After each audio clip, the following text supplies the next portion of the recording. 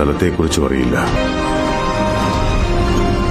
അതിന്റെ അമാനുഷിക ചരിത്രത്തെപ്പറ്റിയും അവൻ അറിവുണ്ടായിരുന്നില്ല. വിശ്വാസങ്ങൾ മരിച്ചു മണ്ണടിഞ്ഞ ആ സ്ഥലത്ത് ഒരു ഭ്രാന്തൻ കെട്ടുകഥകൾ പറഞ്ഞുകൊണ്ടേയിരുന്നു. രക്തം കൊണ്ട് എഴുതിയ കഥയാണിത്.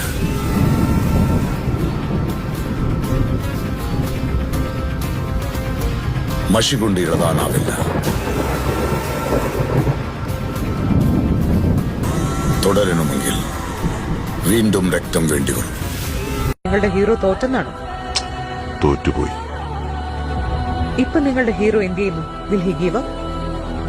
മുറിവേറ്റ സിംഹത്തിന്റെ ശ്വാസം ഗർജനത്തെക്കാൾ ഭയങ്കരമായിരുന്നു. ഞാൻ എന്റെ ചുവട് വെച്ചു. കളിയുടെ റേഞ്ച് ചേഞ്ചായി. പാമ്പും കോണിയും കളിയിലിപ്പോ